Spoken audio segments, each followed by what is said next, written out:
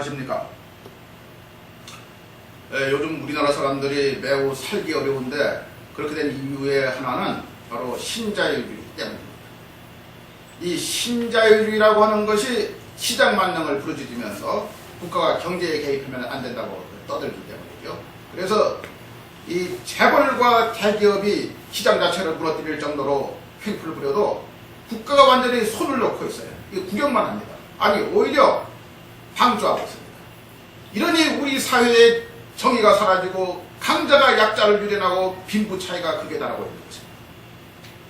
그러면 먼저 신자유주의가 뭔지 알아야 되겠죠. 그건 도대체 뭘까요? 신자유주의라고 하는 것은 1970년대 이 영국과 미국이 자기 나라 경제가 점차 국제경쟁력을 잃게 되자 경제 계획을 위해서 내세운 경제 원리입니다. 이건 1980년대 소위 대처리즘이라든가 또는 레이거노믹스라는 정책으로 구체화가 되었어요. 영국은 70년대 석유파동 두 차례 겪으면서 이 석유 가격이 워낙 몇 배나 오르니까 경제가 계속 안 좋았습니다. 그래서 경제는 성장하지 못하는데 이 복지 지출은 늘어나고 노조들은 임금을 올려달라고 계속 파업을 해야 되니까 어려울 수밖에 없었죠. 그래서 1979년에 이 마가렛 대처가 경제에 대한 국가의 간섭을 줄이고 이 국영기업들을 민영화하고 노조를 약화시키고 또 사회복지도 축소시키는 등 이런 여러 정책 변화들을 통해서 이 분배를 줄이고 투자를 늘려서 침체된 경제를 회생시키려고 한 겁니다. 미국도 이걸 따라갔어요. 그래서 레이건 대통령이 1980년에 당선되고 나서 이 국가재정 줄이기 위해서 사회보장 축소하고 기업에 대한 감세 정책 취하고 또 여기에 저항하는 파업을 분쇄하는 등 시장의 자유를 확대하는 방향으로 나아갔습니다. 그래서 이제 두 나라에서 모두 이 평등한 분배 대신에 시장의 자유경제 권리가 중시될 수밖에 없었어요. 물론 이런 정책들은 침체에 있는 자기 나라 경제를 되살리려고 하는 것이죠. 그래서 자기 나라에 한해서 취하는 정책인 한 별 문제가 없습니다. 다른 나라 사람들이 여기에 대해서 뭐라고 이야기할 필요가 없죠. 비난할 필요도 전혀 없습니다. 그런데 문제는 미국을 중심으로 하는 선진국들이 이 원리를 국제사회에 점차 강요하기 시작했다는 겁니다. 그건 선진국들이 이 국제경쟁력이 뒤떨어졌으니까 이것을 다시 확보하기 위해서 세계시장을 지배할 다른 이 전략이 필요했기 때문에 그 방법은 여러 가지가 있습니다. 하나는 아예 임금이 싼 지역으로 공장 옮기는 거죠. 또 하나는 다른 나라에서 현지 조달하는 거예요. 그 아웃소싱이라고 하는 거죠. 그렇게 해서 생산 원가를 줄이는 겁니다. 또 제3세계 지역으로의 수출을 늘리기 위해서 이 관세 장벽을 낮추거나 아주 없앰으로써 이 보호무역주의라고 하는 것을 깨트리는 것입니다.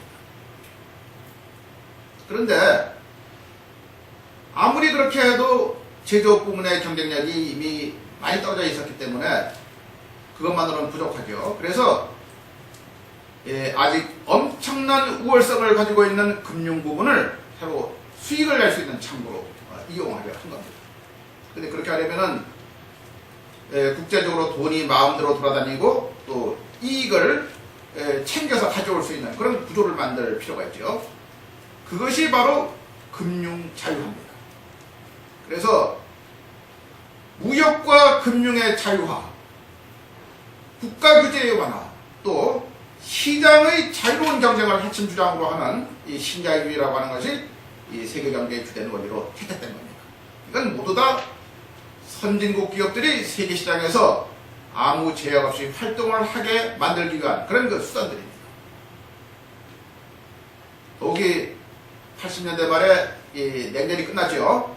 그러면서 사회주의권이 다 붕괴했는데 그러니까 더 이상 선진 자본주의 국가들이 견제받을 세력이 없게 되었어요.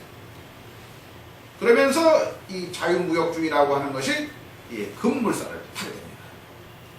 그래서 선진국들이 1995년에 만든 것이 세계무역기구 WTO입니다. 그리고 이 WTO는 모든 나라들에게 관세 인하나 비관세 장벽의 제거를 통해서 무역의 자유화와 자본 이동의 자유화를 요구했어요. 그렇지만 이렇게 되면은 이 제조업이라든가 금융 부분에서 전혀 국제 경쟁력이 없는 이 제3세계 국가들은 이 무방비 상태에서 착취당할 수밖에 없어요. 신자유주의 개혁을 요구한 것은 WTO만이 아닙니다. 국제통화기금, 우리 아주 귀에 익숙한 IMF죠. 이 IMF 같은 기구도 이 선진국들의 이익을 위해서 매우 악질적으로 행동해온 그런 국제기구입니다. IMF라고 하는 것은 원래 이거 만들 적에 그 외환, 그러니까 요새 국제통화가 주로 달러죠. 그러니까 이 달러가 부족한 나라들을 돕기 위해서 만들어진 거예요. 그 외환이 부족하면 이제 수입도 못하고 경제가 굉장히 어려워지죠. 그런데 80년대부터 돈을 빌려주는 데 대해서 조건을 붙였어요. 그 조건이 뭔가 하니 바로 신자유주의 구조조정입니다. 그래서 80년대에 중남미 국가들이 대부분 외채를 빌렸다가 이제 갚지를 못하게 됐는데 거기에 대해서 구조조정을 요구를 했어요. 그 후에는 그것이 아시아, 아프리카의 많은 국가들에게 확대되었습니다. 그래서 20여 년 동안 모두 한 100개의 나라가 IMF로부터 돈을 약간 빌리는 대신에 신자유주의 구조조정을 당했어요. 이것이 바로 신자유주의가 전 세계로 확산된 이유입니다. 그리고 그것을 뒤에서 모두 조정해온 것이 바로 미국 재무부입니다. 그런데 그 내용은 가만히 보면 정도가 아주 심합니다. 국가가 가능한 대로 경제에 개입하면 안 되니까 정부가 이 재정 지출을 줄여야 됩니다. 그럼 뭐 가난한 사람 그 국가에서 도와줄 수도 없습니다. 또 조세 정책에도 제한이 가해져야 됩니다. 또 환율, 무역, 금융 모두 자유화해야 돼요. 노동 유연화를 해야 합니다. 노동 유연화가 말이 좋지 이것은 해고를 아주 쉽게 하겠다고 하는 것입니다. 외국 자본이 들어가기 좋게 하는 것이죠. 또 사회보장도 줄여야 합니다. 그래서 이런 정책들은 모두 그 나라의 경제 주권을 심각하게 침해하는 것들입니다.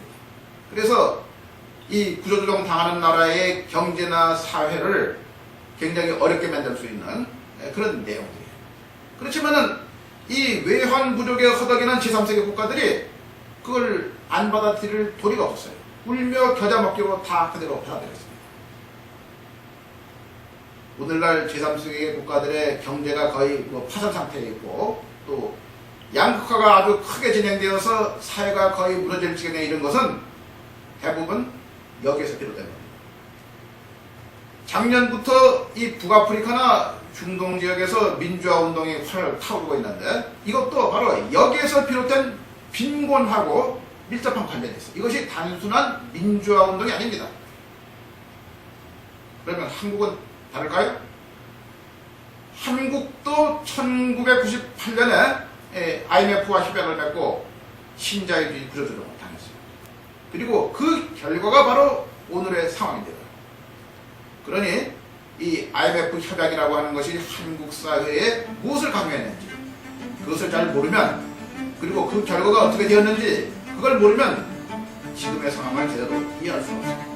그러니까 바로 오늘 한국 문제를 제대로 이해하려면 이것은 바로 1998년에서 출발해야 됩니다. 거기로 되돌아가야 됩니다. 네, 감사합니다.